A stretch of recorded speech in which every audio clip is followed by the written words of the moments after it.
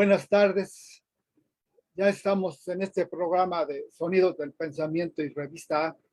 Como todos los martes y jueves, aquí nos acompaña siempre un personaje diferente. Ustedes lo acaban de ver, salió momentáneamente. Y él es Adalberto Martínez, mi personaje diferente. Ustedes lo acaban de ver, salió, está repitiendo, hay un eco, pero ya salimos. Entonces aquí está Adalberto Martínez, no, Valenzo Martínez, ya estoy cambiando de los apellidos.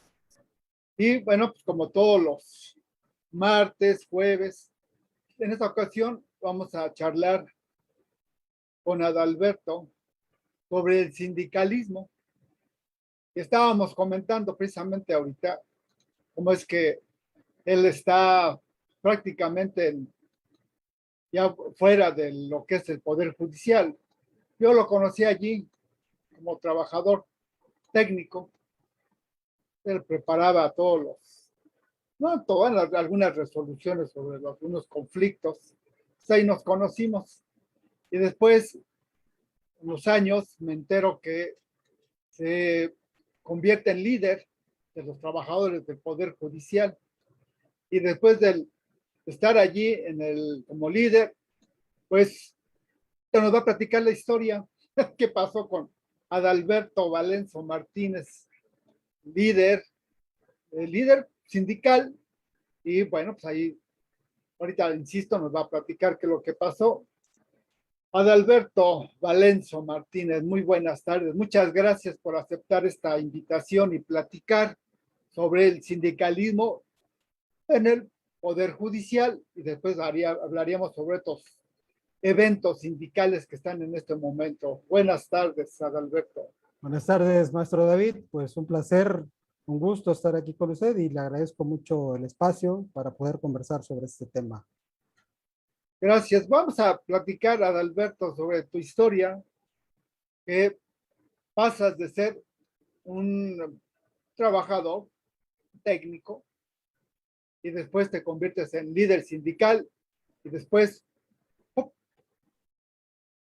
desaparece Adalberto, y no sé si sigue el sindicalismo allí en el Poder Judicial. Yo creo que no, ¿no? Porque ustedes fueron, vamos a decir, el ejemplo de lo que no tienen que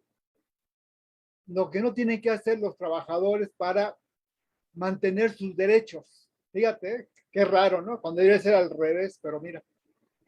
Platícanos tu historia, Adalberto Valenzo, de cómo es que te conviertes en líder sindical, mantienes este movimiento y termina el movimiento. Sí, vamos a tratar de hacer la narración brevemente, aunque sí tiene varias cronologías, varios pasos de su cronología. De entrada, decir que con este proyecto tenemos 7 años, desde el 2014. No solamente yo, no es un tema de Adalberto Valenzo, que haya sido el que haya llevado solo la luz, la bandera de esta lucha.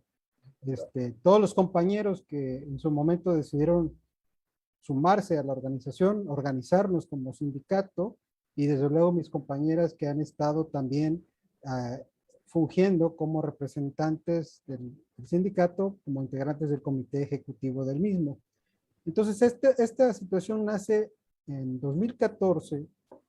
Se dio una primera movilización muy importante de los trabajadores del Poder Judicial, tanto de administrativos, compañeros de oficiales administrativos, como compañeros que estábamos en actividades técnicas, como bien lo dice, pero que somos auxiliares de carácter jurisdiccional, como actuarios, secretarios de acuerdos, proyectistas de juzgado, proyectistas de sala, ¿sí?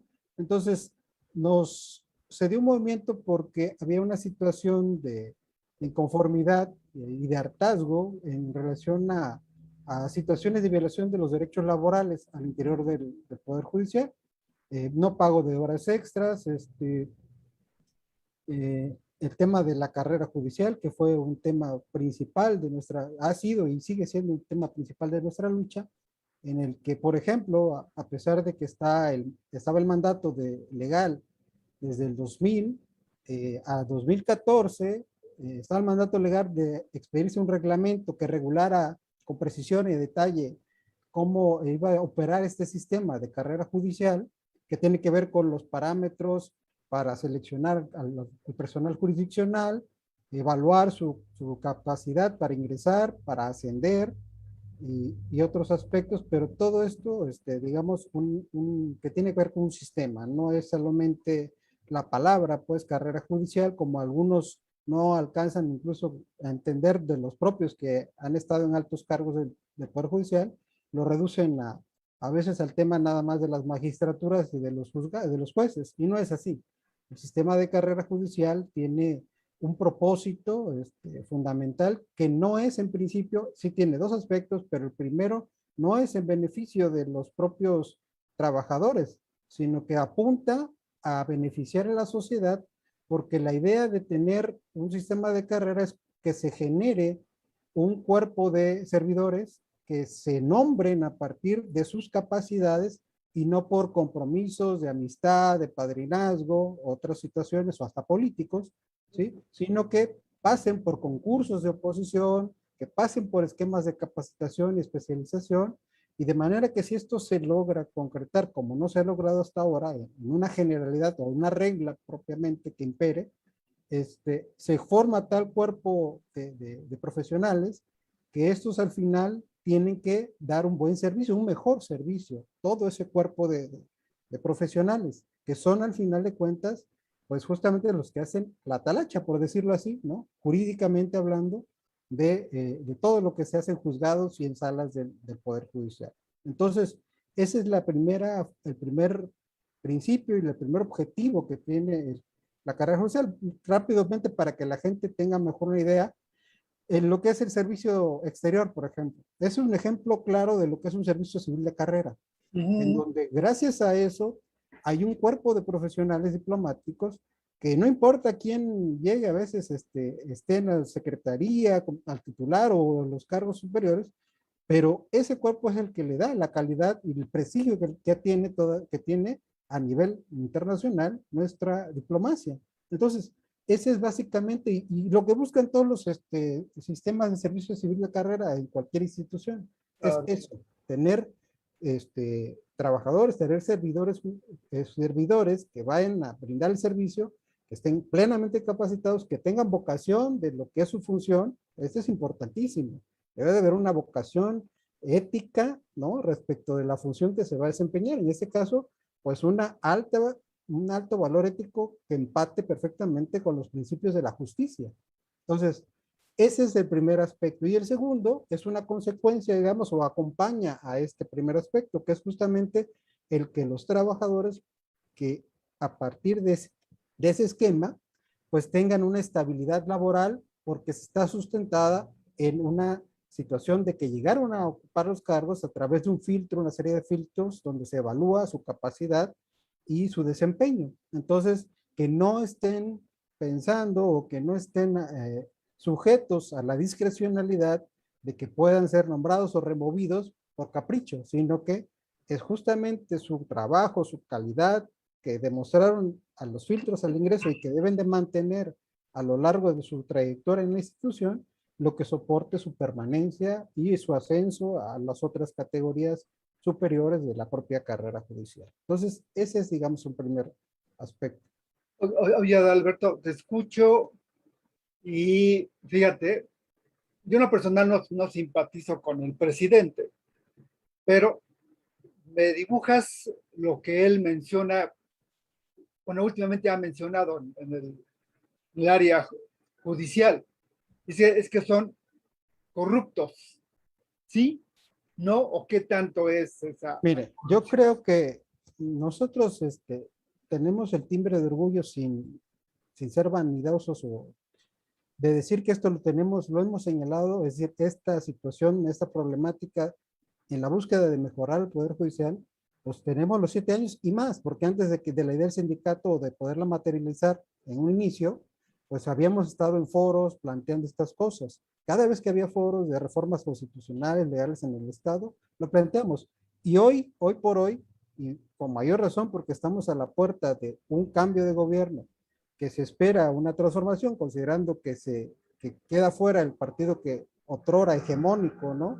Y que se identificó mucho tiempo como un partido alejado de la legalidad o sobre todo de lo que tenía que ser el deber ser en la función pública, pues se tiene la expectativa y la esperanza de que con este nuevo gobierno puedan cambiar esas situaciones. Entonces, hoy más que nunca, el diagnóstico debe de ser realista, debe de sentarse en la realidad y debe de haber una visión crítica de los que no han estado ni pertenecen al Poder Judicial y de los que hemos estado o que no somos parte todavía, al menos en lo que tiene que ver con la lucha de entrada, en pensar que también tenemos que ser autocríticos como institución, no ponernos a criticar o cuestionar en lo personal a alguien, porque al final puede decir que es un todo y que a lo mejor todos en parte hemos contribuido en algo, otros unos en mayor, otros en menor grado, con unas prácticas, otros menos, ¿no?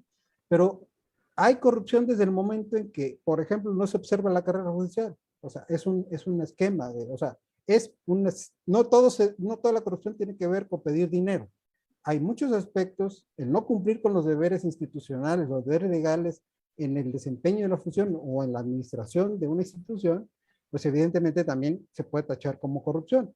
Y yo no podría tampoco negar o desconocer cómo es el juicio de ciudadano y además también cómo es la evaluación de analistas y de organizaciones internacionales o nacionales que se dedican a medir, a evaluar, por ejemplo, el World Project Justice, que apenas en la mención de 2019-2020 señaló otra vez que el Estado estaba en los últimos lugares en materia de Estado de Derecho, de justicia, de procuración de justicia, y todo prácticamente lo que tiene que ver con esa cuestión en general del Estado de Derecho. Entonces, de violación de derechos humanos, estamos abajo. Entonces, no es solamente porque una postura bastante errada, sobre todo con la voluntad de querer cambiar todos, sería decir que las cosas están de otra manera, que están bien.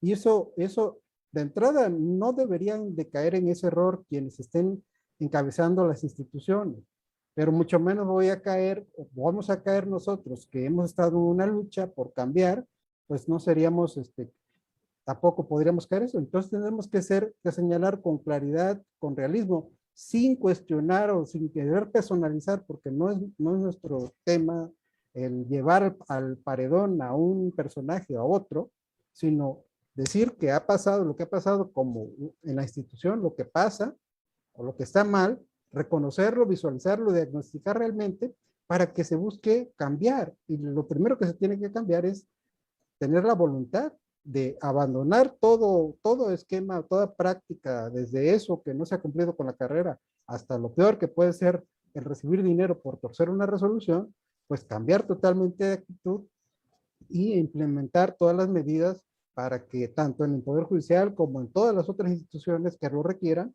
pues se hagan los cambios y se mejore, pero no seguir en la misma lógica de no reconocerlo y de solo querer a veces dar una maquillada o a la fachada, ¿no? No, eso creo que ya no es, y menos en estos tiempos, más cuando el propio presidente de la República ha hecho eco de los reclamos ciudadanos frente a los poderes judiciales locales y el federal, que a pesar de que el federal pues tiene mucho más méritos, o sea, tiene una calificación mayor en general, o al menos por los operadores jurídicos, sabemos que están normalmente mejor evaluados.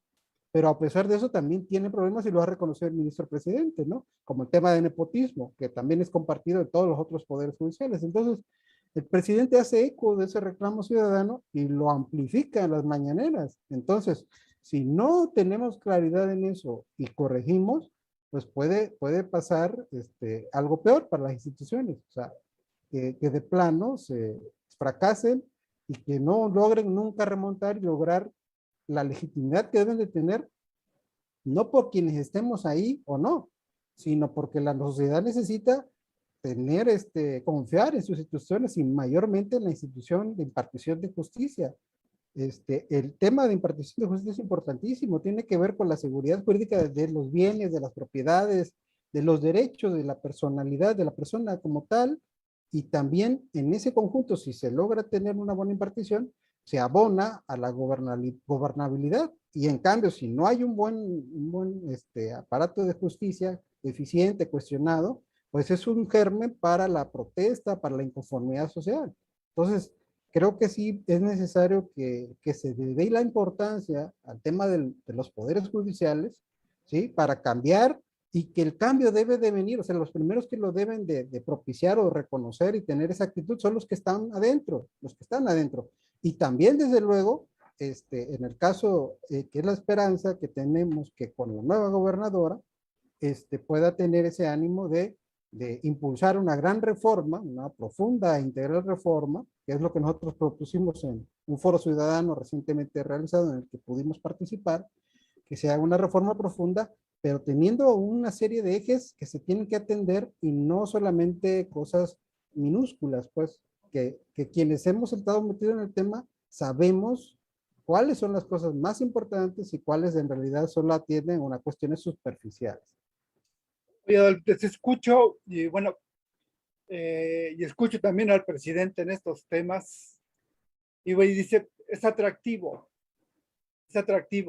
pero a mí, me encuentro un enfrentamiento entre lo que dice y después lo que también propone. Por ejemplo, dice, debe evitarse la corrupción, el nepotismo y todo esto me acabas de decir, pero cuando propuso la ampliación del periodo en el presidente de la Suprema Corte de Justicia, dices, bueno, a ver, ya no me checa ni el discurso ni la propuesta. Por eso es que yo ahorita tú me decías, es que tiene que venir de adentro.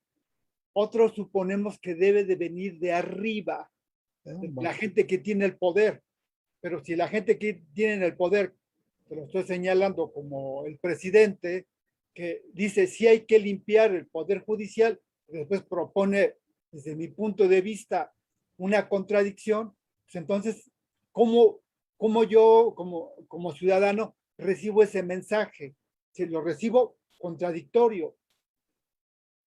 Sí, bueno, ahí yo creo que hay una cuestión. A veces se puede malinterpretar, yo lo veo así, es decir, el presidente tiene un propósito y me parece que utiliza, en su caso, si él fue el que planteó esa cuestión, que tampoco quedó claro ni demostrado, ¿no? Pero suponiendo que él haya sugerido y que la fracción parlamentaria de su partido la introdujo a propuesta del presidente, lo cierto es que al final, sea que lo hayan hecho los diputados, que tienen facultad para proponer los cambios, sea que lo hubiera hecho formalmente el presidente en su caso, optando por introducirlo en la iniciativa de reforma, que por cierto prácticamente le dejó al Poder Judicial Federal que la estructuraran prácticamente ellos, ¿no? Con lo cual, a lo mejor algunos no coincidimos, pensamos que sí debe haber una participación más, no solamente del Poder Judicial, sino de fuera también. Es decir, yo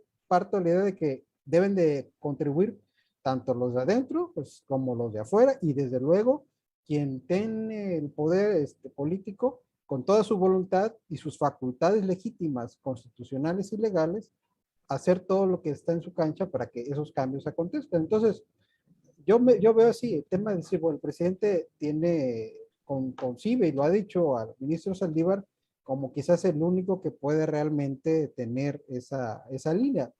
Puede estar equivocado o no, pero tiene esa convicción el presidente, ¿no? Porque ya lo conoce, ya lo ha tratado, etcétera, etcétera. Entonces, parece que es legítimo que se pueda hacer porque se hace uso de las facultades. Ahora, también al final el tema está todavía en la cancha de que por eso hay instituciones y hay mecanismos para impugnar si ese transitorio donde se está ampliando el periodo de quien esté como presidente, supera o no el tamiz constitucional, ¿no? Entonces, va a llegar o ya llegó a la Corte en su momento, tendrá que resolverlo. Y también estaba el tema del propio ministro, que a mí me parece que se tardó. Si esa era su postura, debió haberlo dicho desde ya, ¿no? O sea, debió de haber dicho y rápido, pero bueno, a lo mejor ya fue por el tema del Tribunal Electoral, donde ya se vio obligado a expresar lo que a lo mejor pensaba de por sí. Entonces, pero yo creo que todo intento es bueno y al final hay contrapesos o hay mecanismos para que si hay alguna situación en la que se considere que no se coincida en este caso con el Ejecutivo, pues se pueden plantear y al final la Corte también tiene su responsabilidad, en ese caso específico, de tomar una decisión y de justificarla con los argumentos, como siempre se debe justificar cualquier resolución de un órgano jurisdiccional. Entonces yo no lo veo tan de esa manera, más bien creo que se liga en la lógica que tiene el presidente de su convencimiento de que pues se debe de sacudir para quitar esos efectos al tema de la institución del Poder Judicial, ¿no? Vamos a regresar al movimiento que encabezaste, al movimiento sindical. Sí. ¿Cuántos años estuviste al frente de este movimiento? A ver, pero me regreso porque me desvié a lo mejor un poco, pero sí quería enfatizar cuál era el. Entonces, en 2014 se hace esa protesta a partir de ese hartazgo que se dio. Hay que decirlo, porque eso es bueno para el análisis. Y a mí me gusta también me gusta por eso verlo usted, David, porque hace análisis. Podemos o no coincidir, pero se hace análisis, ¿no? Entonces, debo de decir que originalmente la protesta inició por otros servidores por otro tema.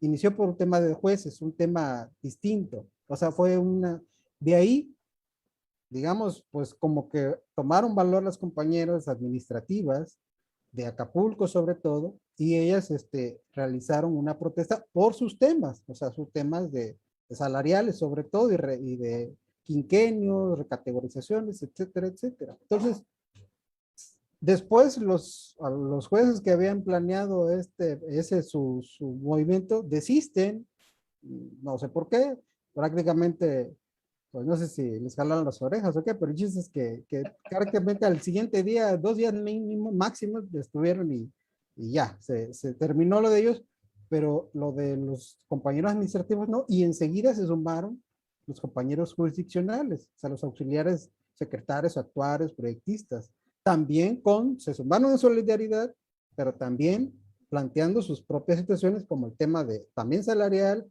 de seguridad social, que es importantísimo, que no se tiene todavía una cuestión garantizada de seguridad social, y eso es una violación directa a la Constitución, al 123. Entonces, esos temas se empezaron a plantear y se hizo una protesta en esos días, en abril, me parece, no recuerdo, marzo, abril del 2014.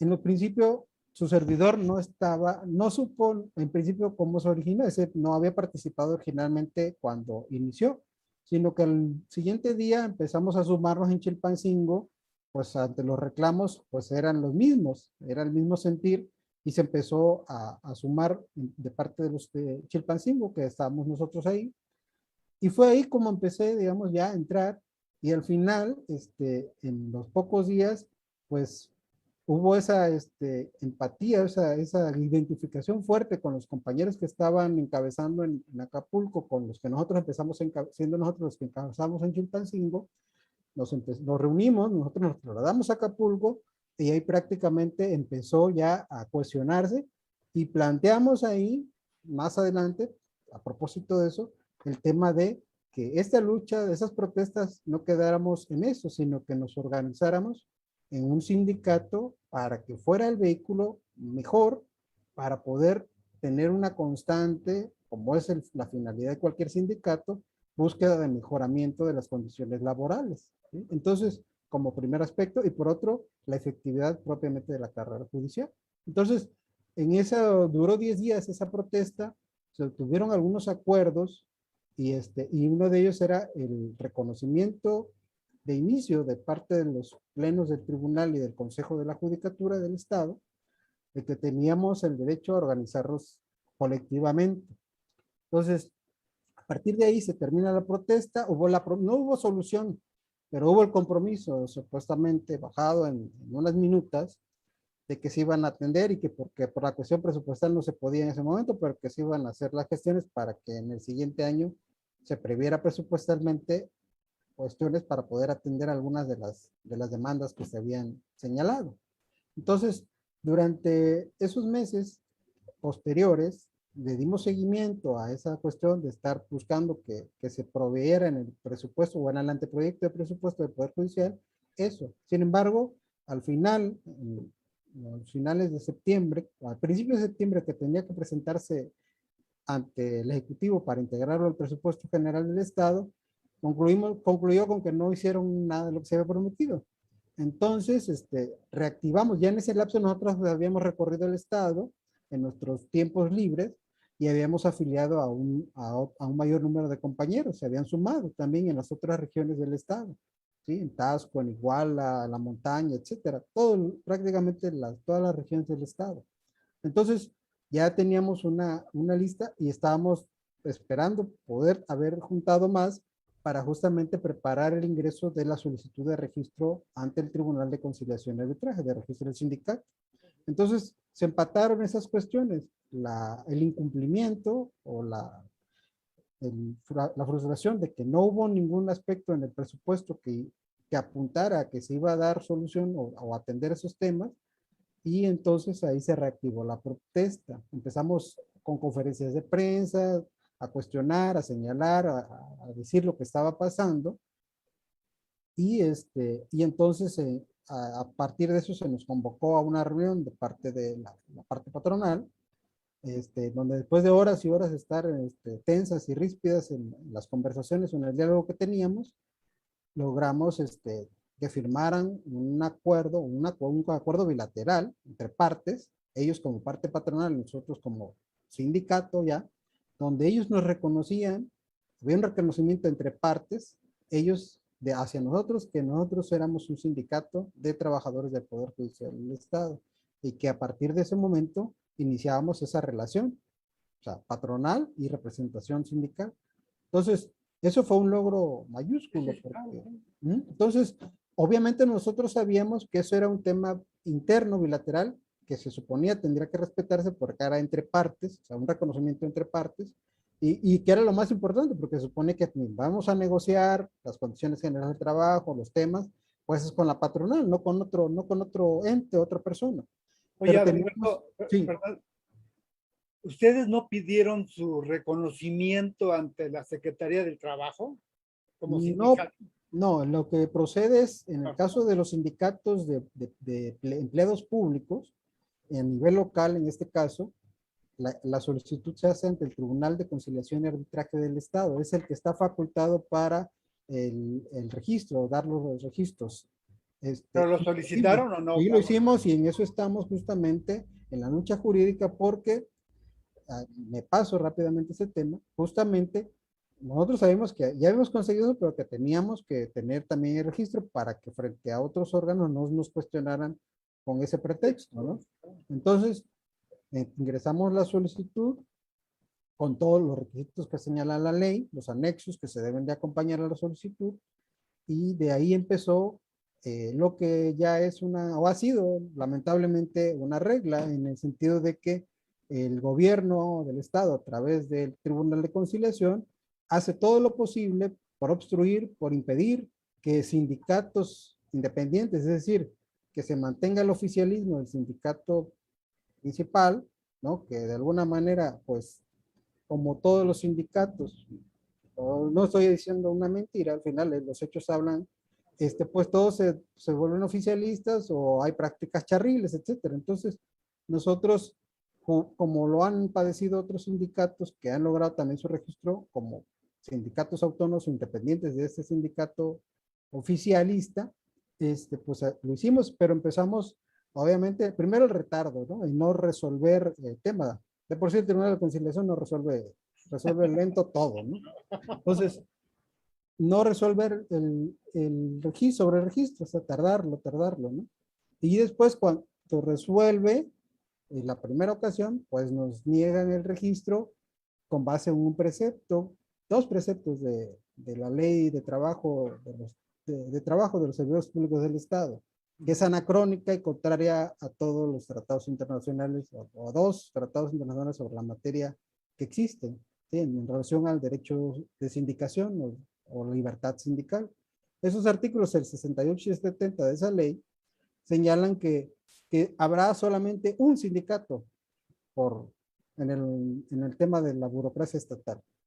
Entonces nos aplican ese artículo que ya tiene años que ha sido declarado inconstitucional por la Corte, y pues nosotros ya sabíamos, o sea, ya teníamos claro que ese era lo primero que nos iban a decir, y pues lo impugnamos en el amparo y ganamos. Evidentemente se declaró la inconstitucionalidad de esos artículos y se regresa al Tribunal de Conciliación para que emita una resolución en donde deje de lado ese argumento y analice sobre la procedencia o no del registro, en los términos de ley. Y así hemos estado con otros 3 amparos. Cada ocasión, algún pretexto, un argumento banal o un argumento totalmente ilegítimo jurídicamente hablando, pero el chiste es negarlo, ¿no? Entonces, un dato, ¿no? Digo, nada más para reafirmar esta situación de autoritarismo que viene del Ejecutivo del Estado, ¿no? Porque es el que prácticamente da la consigna, ¿no? Explícita o tácita, pero ahí está.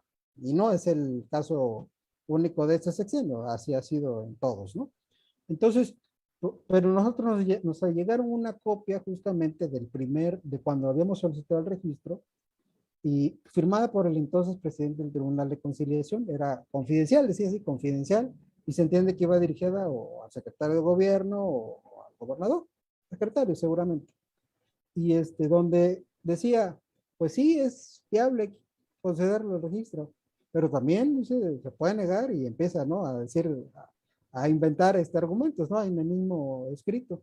Y dice, y casi al final termina diciendo, pues se puede conceder, pero pues si se concede va a generar una problemática social, ¿no? O sea, esa es la visión del régimen, digamos, autoritario, del que todavía no hemos podido salir.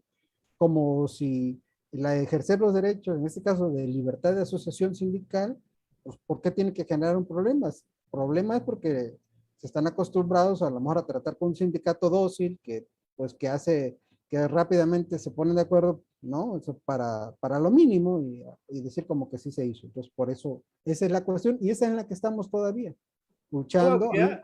Hay un amparo, una sentencia de amparo que nos concedieron en el último que promovimos, en donde está pendiente de cumplimiento, pero como se atravesó la pandemia y no han trabajado en el Tribunal de Conciliación, tenemos 1 año y medio esperando que cumplan ese amparo.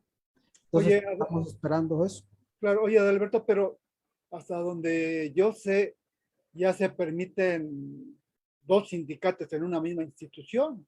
Bueno, el Ayuntamiento de Chilpancingo los Así tiene es. 4 o 5 sindicatos. Ese es el ejemplo, pero casi no conozco la historia de todos, pero de alguno que otro de otras instituciones, y sé que todos tuvieron o bien que agotar el tema jurídico, como lo estamos haciendo nosotros, o bien al final por una situación de protesta lograron arrancar, ¿no? Directamente con el Ejecutivo, lograron arrancar el registro.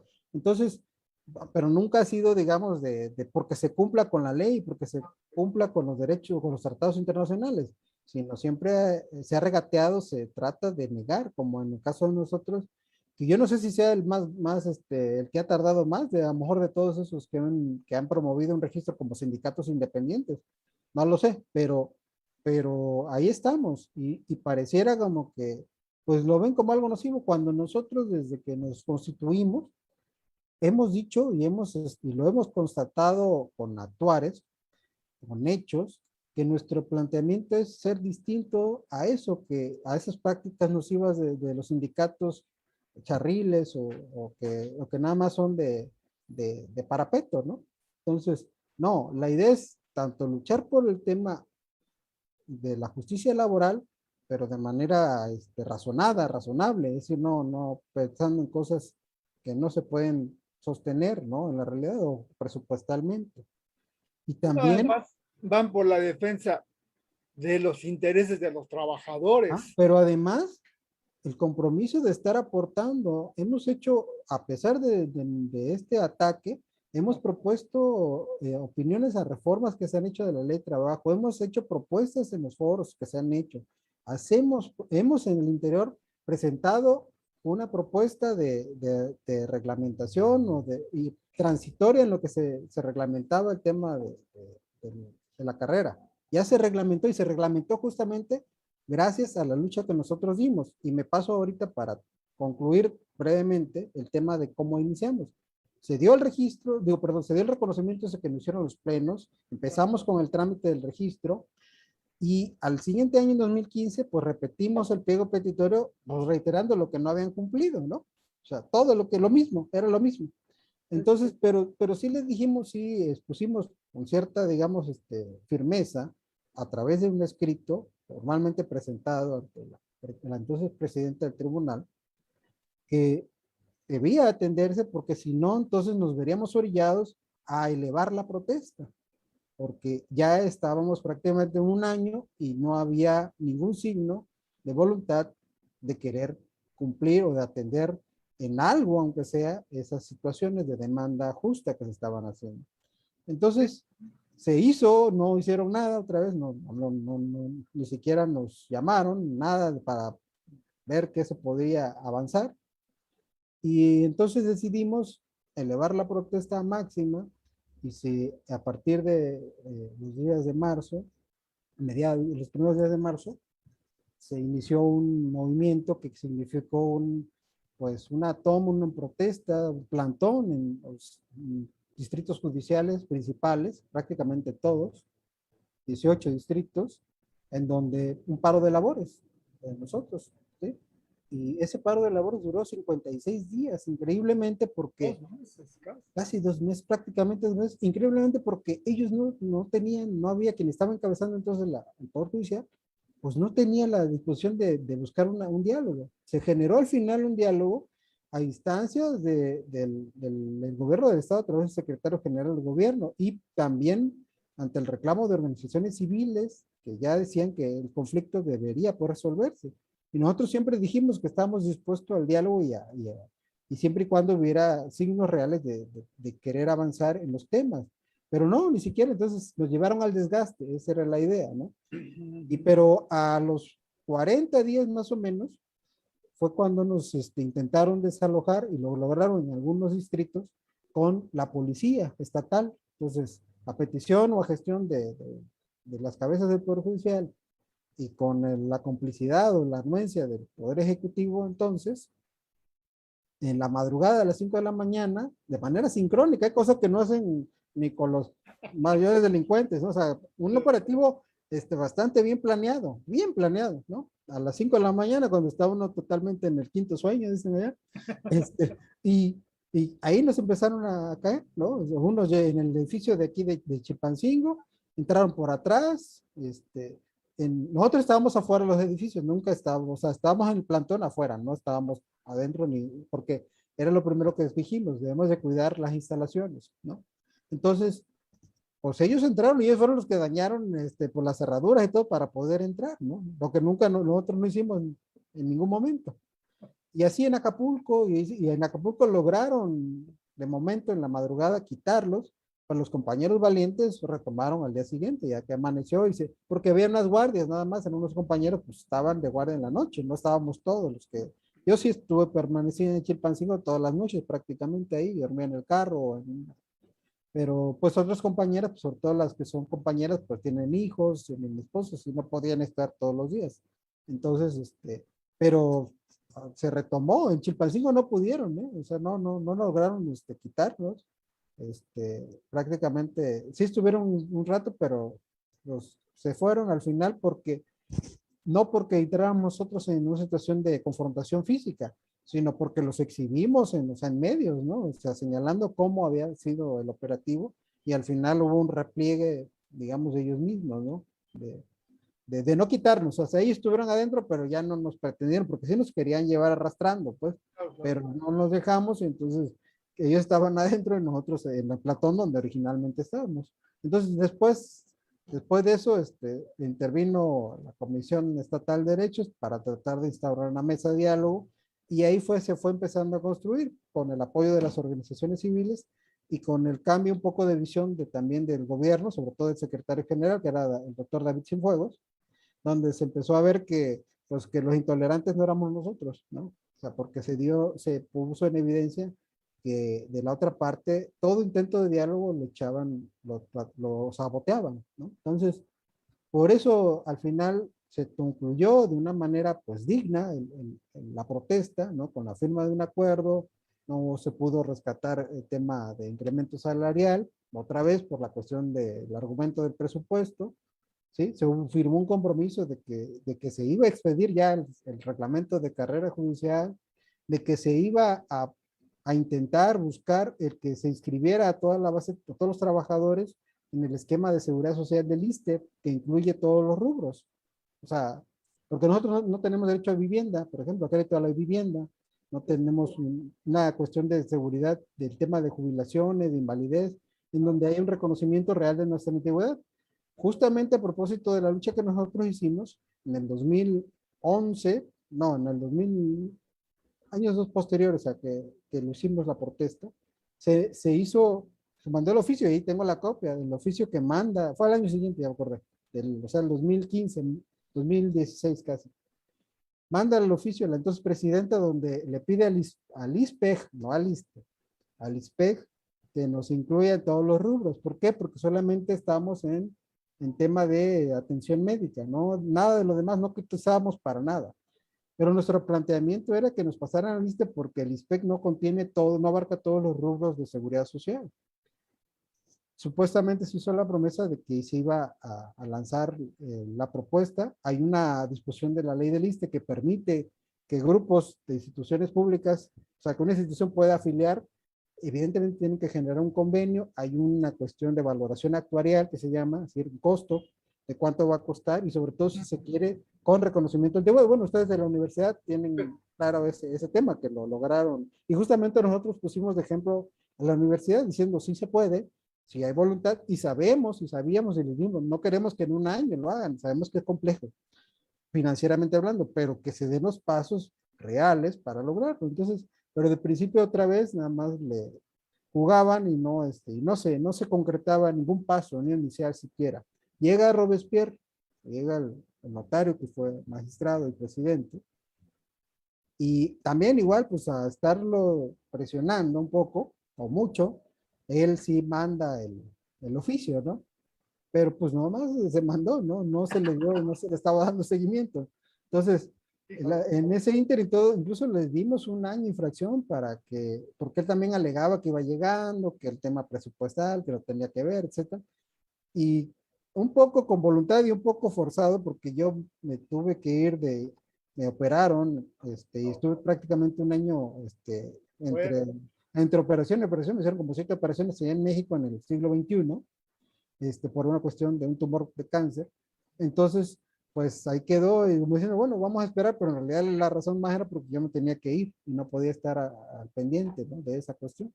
Oye, Adalberto, entonces, vamos, tú, por lo que me estás platicando, yo percibo, dime si estoy bien, yo percibo que prácticamente se debilita el movimiento por tus problemas de salud.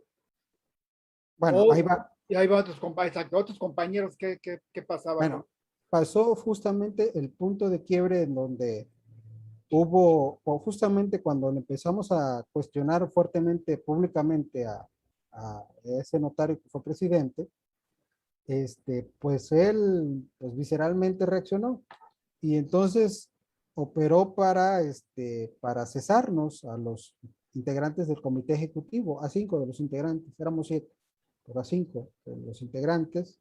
Uno de los otros integrantes renunció al sindicato, la otra compañera prácticamente también renunció a su plaza y ya no tuvimos mucho contacto con ella, no supimos realmente qué pasó, ¿no?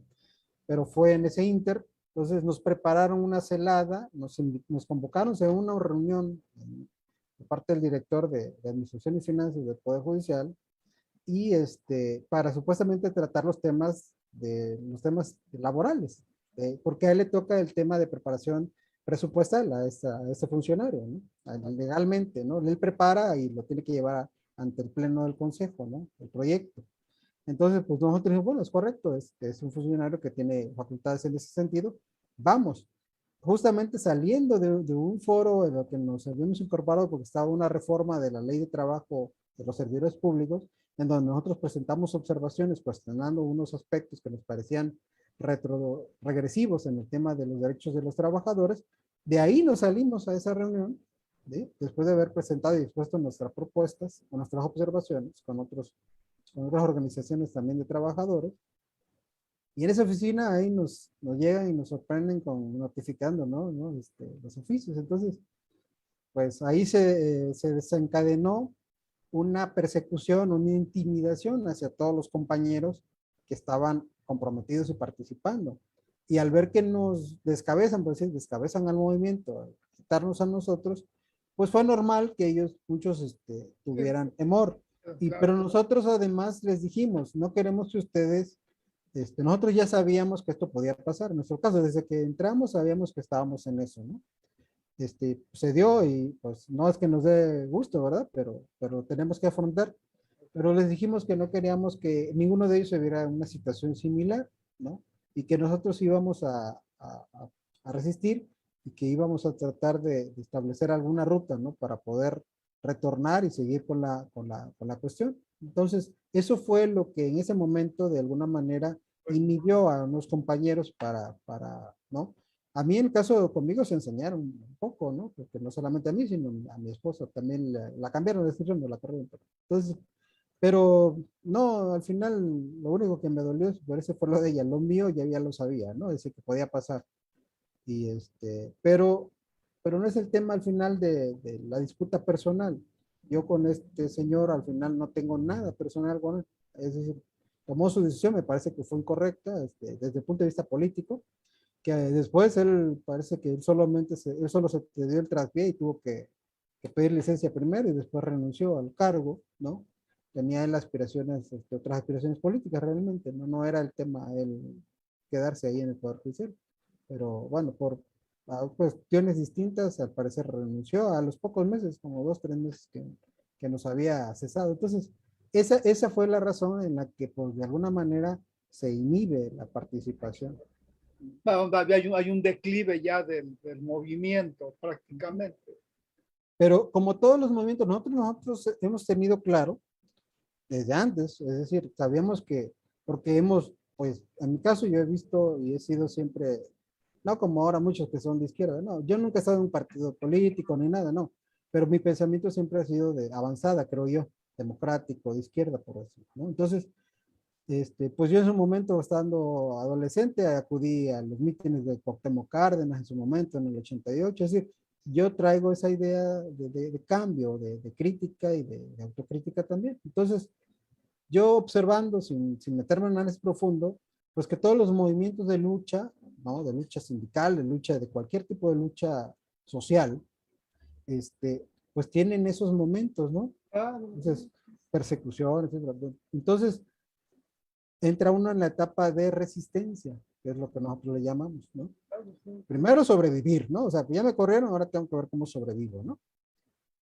Y después, pues, tratar de ver, y lo que ha sido hasta este momento, la ruta y la resistencia, pues ha sido el tema jurídico, que pues tu servidor es el que lo ha estado llevando, no tenemos abogado, no necesitamos, digo, yo me metí en el tema y pues en realidad no son temas tan complejos, hay 2 tratados muy sencillos que dicen que todos los trabajadores tienen el derecho a asociarse colectivamente en sindicatos sin limitaciones, todos los trabajadores, todos los del sector privado como los del sector público se pueden organizar en sindicatos, porque eso es lo que luego han estado diciendo, ¿no? Es que ustedes no pueden, y que porque son del Poder Judicial y que porque son de carácter jurisdiccional. Pues no, lean los tratados, señores, lean las resoluciones del Comité Sindical de la OIT, lean las resoluciones de la Corte ya también interamericana que está tocando ya esos temas. O sea, no estamos pues, pidiendo algo que no esté reconocido a nivel internacional y en la propia Constitución, puesto que la Constitución señala que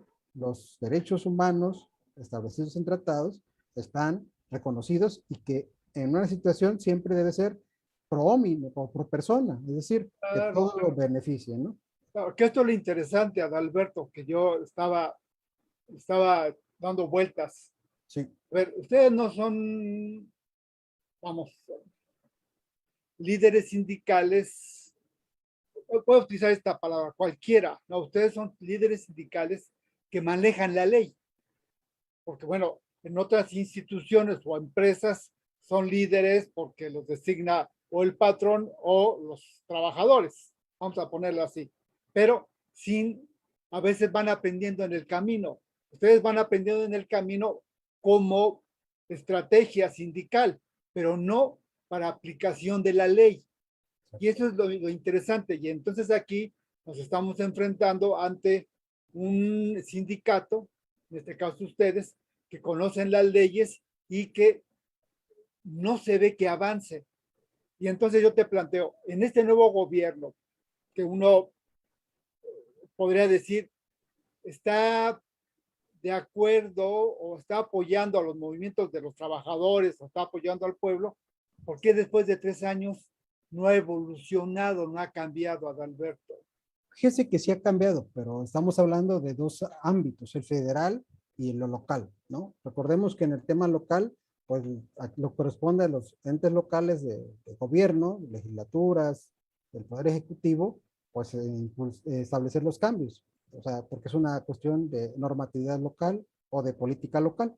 Okay. Pero a nivel nacional o federal sí la hay, sí lo ha habido en ese tema en particular, porque se reformó la ley la ley reglamentaria del apartado B del 123 constitucional que rige el tema de los trabajadores del Estado a nivel federal y que también irradia en su lógica hacia las normas, debe de irradiar al menos a las normas locales en materia también burocrática de trabajadores, y se reformó justamente para quitar ese tipo de preceptos violatorios del derecho de libertad sindical. Entonces, una reforma que se introdujo sin mucho aspaviento, ¿eh?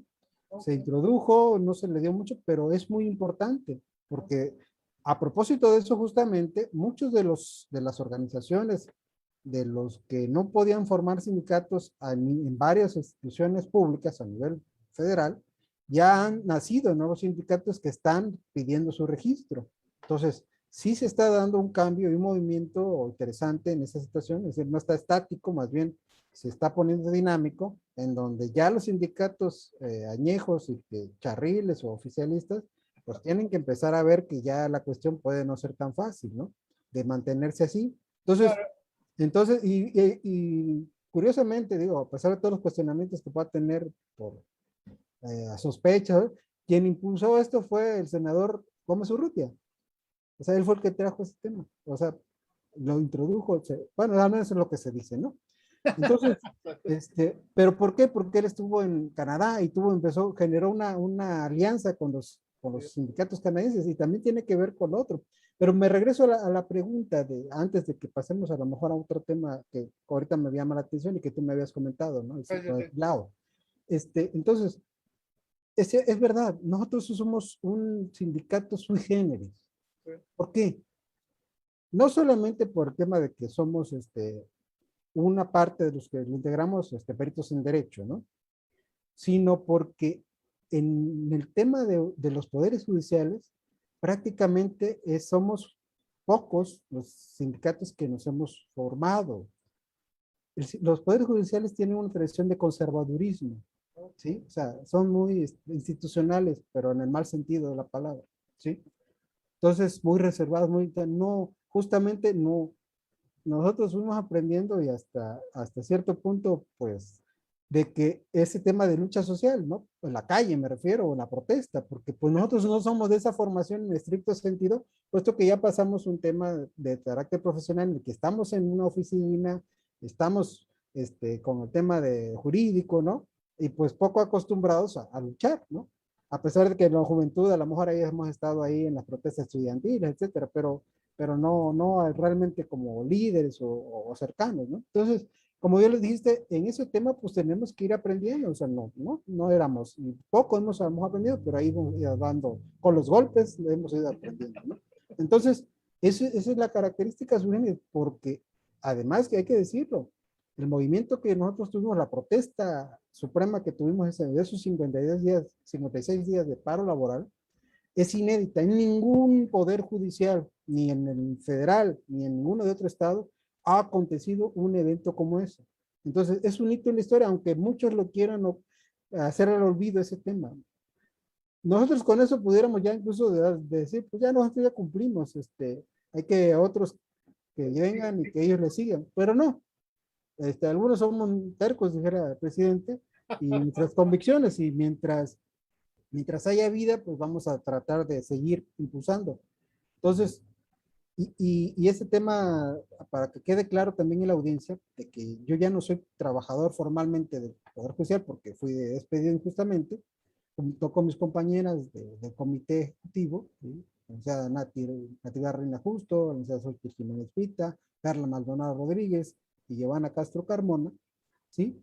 Este, pero nosotros tenemos un juicio laboral, sub judice, o sea, pendiente de resolución.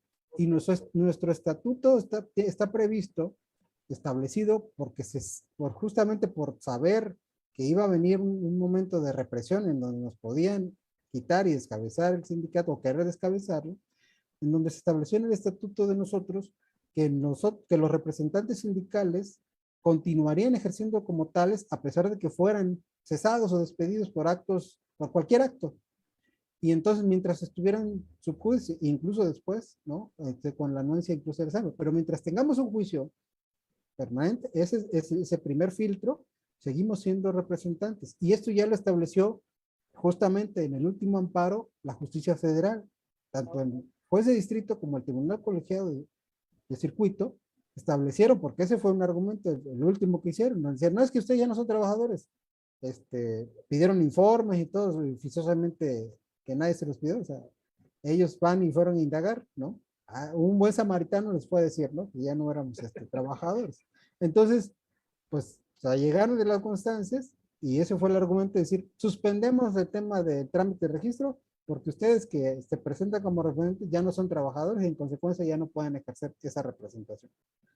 Fuimos al amparo y el juez de distrito y el colegiado nos dijeron, no, hay tratados internacionales que dicen que justamente los estatutos, o sea, los sindicatos tienen libertad de prever cómo se van a organizar, entre esos ese tema de representación, y ningún externo, salvo que haya una violación a alguna norma, puede venir a cuestionarlo. Entonces, abstente Tribunal de Conciliación y Arbitraje de quererte meter en ese tema, porque no, ellos siguen siendo representantes del sindicato. Y hay otro dato, nada más para terminar esto, para que quede claro, porque se maneja luego una confusión y se aprovecha esto para denostar o para cuestionar nuestra legitimidad. En la propia jurisprudencia que sirve para establecer que los sindicatos únicos son ilegales, o sea, que no puede imponerse que solo hay un sindicato. Se establece también, con base en lo que dice el Tratado Internacional y la propia Constitución de la República, ¿sí? que el sindicato existe o tiene constitución desde que se organizan como tal los trabajadores. El tema del registro es un tema de publicidad y en su caso de formalidad frente a terceros, por decirlo así, frente a terceros que no fue el patrón, sino a otros, ¿no? Entonces, pero luego se quiere decir como que si el sindicato no existe hasta que no se da el registro. No, jurídicamente nosotros tenemos existencia y no necesitamos más que diseñar las ejecutorias de los amparos en donde así lo establecen, sin problema y sin estarse quebrando la cabeza, porque para eso es una verdad jurídica irrefutable, o sea, ya sabida, pues. Entonces, esas dos cuestiones me parecen importantes aclararles. Entonces, el ambiente parece propicio para que los reconozcan como sindicato.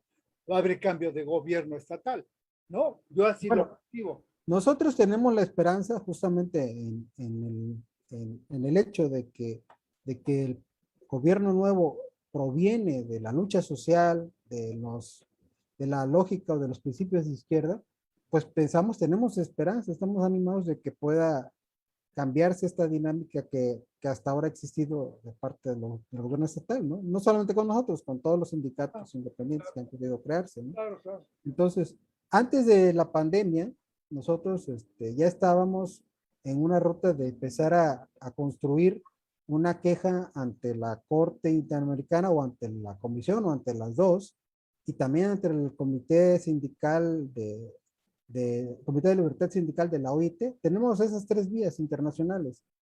Pero se dio la pandemia y estamos recibiendo el asesoramiento de algunas organizaciones a nivel nacional, no porque nosotros no tengamos claro, pero vale la pena pues también escuchar las experiencias, ¿no? Entonces, pero lo paramos justamente porque vino la pandemia y yo también me volví a enfermar en esto, apenas estoy saliendo otra vez, y entonces, pero pensamos que no va a ser necesario acudir eso, o sea, justamente ahorita nos vamos a detener totalmente en ese tema de esas cuestiones de preparar esas situaciones posibles que tenemos y que nos permite el orden jurídico internacional, porque tenemos fe, confianza, esperanza, si se quiere, de que pueda cambiar la situación con un nuevo gobierno que proviene de la lucha histórica de izquierda, ¿no? Entonces, ojalá, y esa es nuestra esperanza y eso vamos a esperar. Exacto. Ya por último, el tema del movimiento en Silao, ya para cerrar el programa de Alberto, porque ya tenemos la hora encima. cumplida. A ver, platícame, ¿qué pasó allí en Silao y cómo puede beneficiar al movimiento de ustedes? Sí, entonces aquí partamos primero de identificar que son dos aspectos de lucha, uno en el tema de los sindicatos del sector privado, es decir, los trabajadores de empresas, etcétera, los temas de lucha sindical de los trabajadores al servicio del Estado, ¿no? Aparentemente son distintos, pero en el punto tienen un centro en común, justamente esos, en este caso en el centro está el derecho de libertad sindical o derecho de sindicación. Entonces, y la legitimidad que justamente deben de tener los sindicatos que se asuman como representantes, ¿no? De los trabajadores de una empresa, de un ente privado, en este caso como lo de la armadora de automóviles, ¿no? De allá de Silao.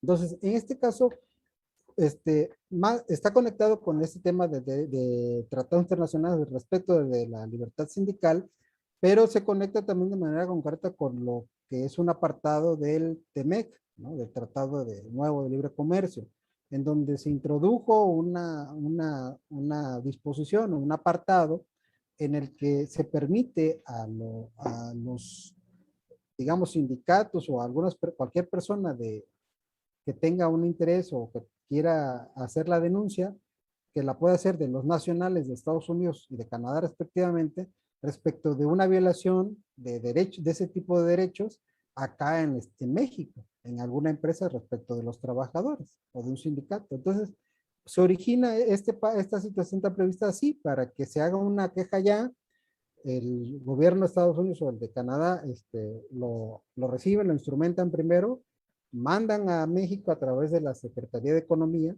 Esta tiene que hacer el estudio y si concluye que en efecto hay violaciones, propone un plan de reparación para que sea observado por la parte patronal y en su caso también por los sindicatos, ¿sí? Entonces, pero si concluye que no, pues se puede generar una controversia y crear un panel de expertos, uno de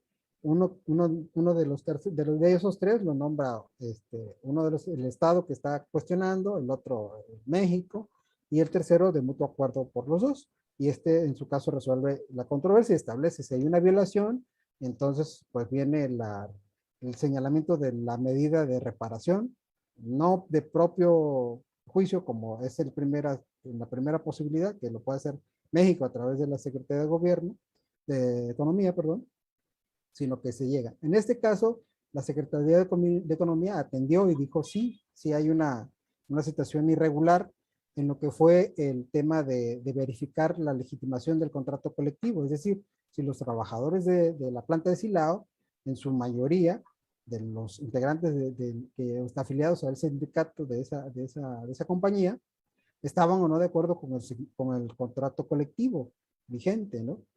Entonces, pero como hubo irregularidades en el sentido de que hubo presiones, hubo intromisión de la parte patronal, hubo amenazas, etcétera, pues se estableció que no fue un proceso de consulta correcto, ¿no? Democrático, sino que hubo violaciones y por eso la medida de reparación fue reponer el procedimiento de consulta a los trabajadores. Y eso fue lo que se realizó con la colaboración del INE, con la colaboración vinieron observadores de sindicatos importantes de las otras naciones para justamente verificar que ahora sí se hiciera bien. Y hasta el momento, el resultado que se sabe es que fue en contra, es decir, la mayoría de trabajadores dijo que no estaban de acuerdo con el contrato colectivo y entonces tiene que seguirse otro paso para de alguna manera validar el resultado de la consulta, falta ese trámite, pero entonces, validado que sea, el asunto es que ese contrato ya queda sin efectos. Relativamente porque todo lo que beneficia a los trabajadores tiene que seguir cumpliéndose. Entonces, lo que tienen que hacer, lo que tendría que hacerse ahora no es que el sindicato haya perdido la representación en estricto sentido, es decir, no perdió a sus afiliados, a eso voy, sino que estaría obligado a generar una nueva negociación colectiva con un contrato que realmente satisfaga a sus agremiados. O bien puede pasar que un nuevo sindicato se forme y le pelee el tema de la titularidad del contrato colectivo. Entonces es interesante, por eso te decía David, que sí se está moviendo en esos temas, ¿no? Ok. Bueno, pues, Adalberto, ya te agradezco porque ya estamos en la hora. ¿Y por qué establecemos una hora? Porque para muchos de los que están pendientes del celular o de la computadora, pues es una hora es un tiempo a veces excesivo. Entonces aquí queremos detenernos, pero vamos a esperar, vamos a esperar. Yo también tengo la esperanza de que les vaya bien, porque han hecho un trabajo simplemente apegado a la ley. Y cuando lo haces así, debe estar de tu lado. Y entonces también entiendo que son las circunstancias de gobierno, ¿no? Como bien lo decías, el gobierno anterior impedía o te retrasaba todos los trámites para que tuvieras tu sindicato. Pero va a haber un cambio de gobierno y ahí surge nuevas fuerzas, nueva esperanza de que les vaya mejor. Yo espero eso, Adalberto, y entonces vamos a seguir platicando sobre este tema y ojalá y cuando ya estén reconocidos, sigamos platicando y entonces ya nos platiques toda la experiencia que tuvieron para que ya hayan sido aceptados como sindicato, lo acabas de mencionar, ya está la oportunidad de que sean en una institución, sean ahora reconocidos 2 o 3 sindicatos. De hecho, ya está establecido en la ley, pero ahora como que resurge, ¿no? Después de este caso de Silao. Aunque en el caso local sigue estando esa disposición inconstitucional de limitar a uno, ¿eh? O sea, Ya el que, todavía. el que quiera necesita agotar primero el amparo para remover ese obstáculo primero. Claro, no, y además como ustedes, bueno, yo lo que he escuchado, pues son abogados, tienes que agotar la primera instancia. Después de agotada tienes que recurrir a la segunda. Después de la segunda te vas a la tercera. Y así, ¿no? Vas escalando, escalando. No puedes brincar de la primera a la quinta. Tienes que ir por escalón. Te dicen no, vas al siguiente. Te dicen no, al siguiente. Y entonces por eso tú te hablabas y decías, es que tendríamos que recurrir a instancias internacionales. A eso me refiero con los escalones. Que no tendrá que ser necesario, o no tendrían, en el caso del Sí, gobierno que está saliendo, ni siquiera acudir a amparos para combatir cosas totalmente descabelladas, a veces que ponen como argumentos ellos para negar. Entonces, pero eso habla pues de la falta de voluntad y una actitud pues autoritaria al final de cuentas, ¿no? okay. Vamos a dejarlo en falta de voluntad. Ya, Bueno, autoritarismo ya. ya se acabó. Dicen, pero Pues yo digo que ya está acabando porque ya está terminando el sexenio, pero bueno. Pero okay. bueno, yo lo digo por mi tema, ¿no? No me Oh, meto en claro, otros claro, momentos. claro. Adalberto Valenzo Martínez, muchas gracias y espero y la gente que haya escuchado y que está en esa situación de que construimos o no un sindicato, ya lo decía hace rato yo, el municipio de Chilpancingo tiene 5 sindicatos, ¿no? Pues sí se puede, fíjate, en Chilpancingo. Adalberto Valenzo, te Bueno, agradezco. Muchas pues muchas gracias. gracias, maestro David, por el espacio, por haber invitado. Y pues ojalá que en otro momento, en unos meses o no Oh, sé, sí. podamos platicar sobre eso o sobre el tema de la reforma que nosotros proponemos al Poder Judicial, ¿no? Órale, A mí me sí, parece interesante.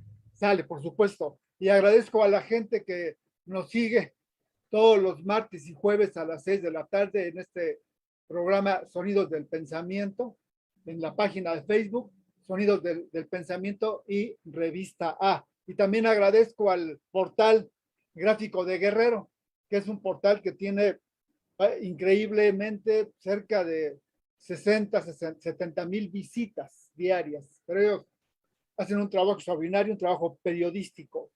Nada más aquí, lo que yo hacemos con la gente que invito es emitir opiniones. Muchas gracias. Muy buenas Gracias. tardes y nos vemos. Gracias.